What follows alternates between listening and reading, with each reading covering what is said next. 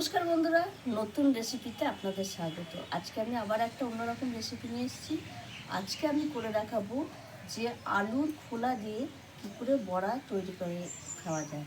আর এত সুন্দর বড়াটা খেতে লাগে, আপনারা না খেলে আর ভিডিওটা না দেখলে বুঝতেই পারবেন না। তাই প্রথম থেকে শেষ পর্যন্ত ভিডিওটা দেখবেন যে আমি আলুর খোলা দিয়ে কীভাবে বড়াটা করি।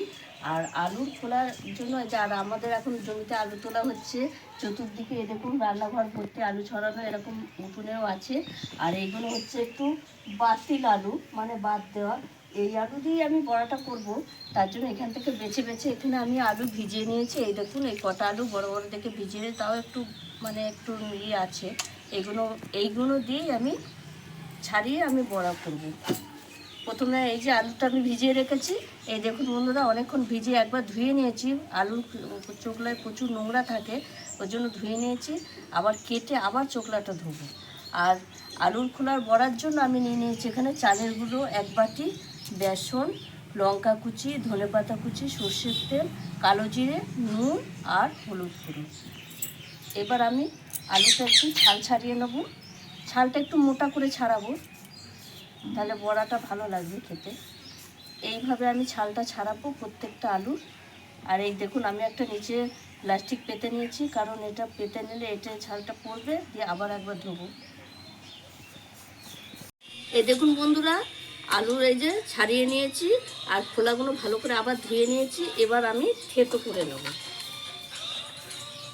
আপনারা ইচ্ছে করলে মিক্সিতেও পেস্ট করে নিতে পারেন, কিন্তু আমার মনে হয় শিলে করলে বেশি ভালো হয়।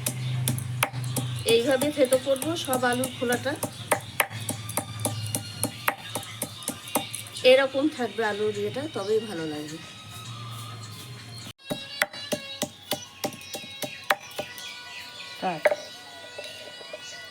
এই দেখুন বন্ধুরা, আলু আমার সব থেতো করা হয়ে গেছে, আলুর খোলা এই দেখুন এতগুলো হয়েছে। এবার আমি উনুনটা ধরিয়ে নেব। বেসন,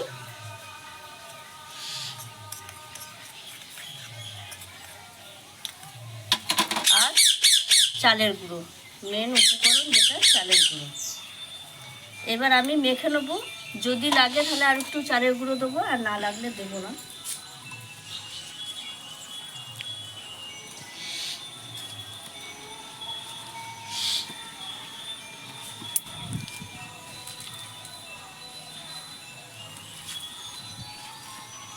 আমি ভালো করে মেখে নিয়েছি, আর চালের গুঁড়ো সবটাই লেগে গেছে। এটা যদি আপনারা মনে করেন লঙ্কা গুঁড়ো দেবেন তাহলে দিতে পারে, আমি দিইনি, কাঁচা লঙ্কা দিয়েছি বলে দিইনি।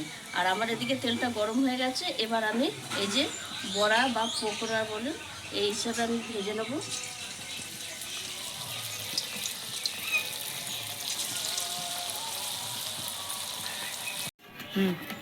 এই দেখুন বন্ধুরা, আলুর খোলার বড়া সব ভাজা হয়ে গেছে, আমি তুলে নিচ্ছি।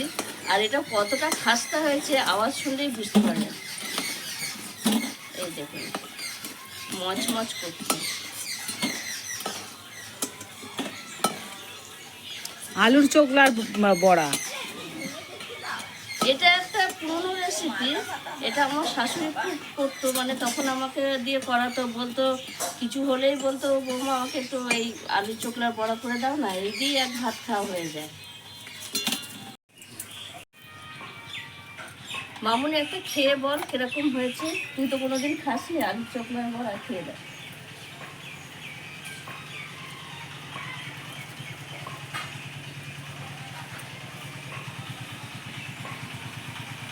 দেখে আলুর চোকলার বড়াগুলো তো দেখেই লোভ লাগছে বেশ।